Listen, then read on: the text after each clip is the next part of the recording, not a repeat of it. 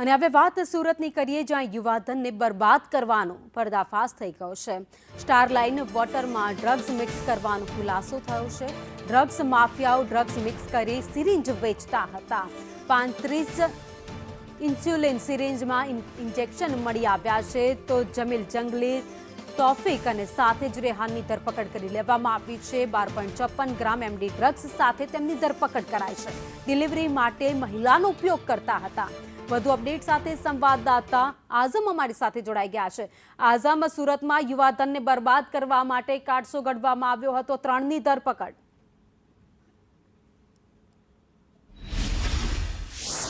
એકદમ તમારી વાત સાચી છે। યુવાધનને બરબાદ કરવા માટે જે ડ્રગ્સનો વેપલો ચાલી રહ્યો હતો તેના ઉપર સુરત ક્રાઇમ બ્રાન્ચે મહત્વની સફળતા હાથ લાગી છે, કારણ કે 3 જેટલા જે પેડલર્સ છે તેમને ધરપકડ કરી લેવામાં આવી છે સત્તાવાર રીતે। હાલ તમારી સામે છે કે આ જીપના અંદર એમને અહીંયા બેસાડવામાં આવ્યા છે, અહીંયાથી એમને ક્રાઇમ બ્રાન્ચ લઈ જવામાં આવ્યા છે। વાત છે શનિવારે રાત્રે મોડી રાત સુધી આ ઓપરેશન ચાલ્યું હતું, જેના અંદર 3 આરોપીઓ જે પકડવામાં આવ્યા છે, જેમાં એક જમીર જંગલી છે અને સાથે જ એના સાથેનો બીજો એક 10 જેટલા ગુનામાં સંડોવાયેલો તોફિક જહાંગીર પટેલ દેખાઈ રહ્યો છે અને રેહાન રહેમાન ખાન, આ બંને જે પદ્માનગરના છે, બંનેને દબોચી લેવામાં આવ્યા છે। 1.25 લાખથી વધીની કિંમતનું આ ડ્રગ્સ પકડવામાં આવ્યું છે। 12.54 ગ્રામ ડ્રગ્સ છે।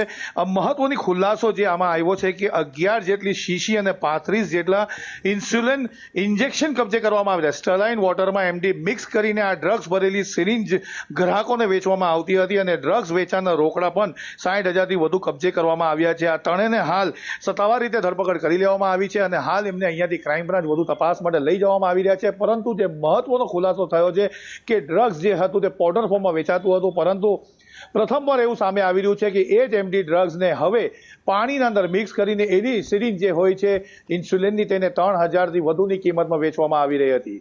જી, આભાર માહિતી માટે।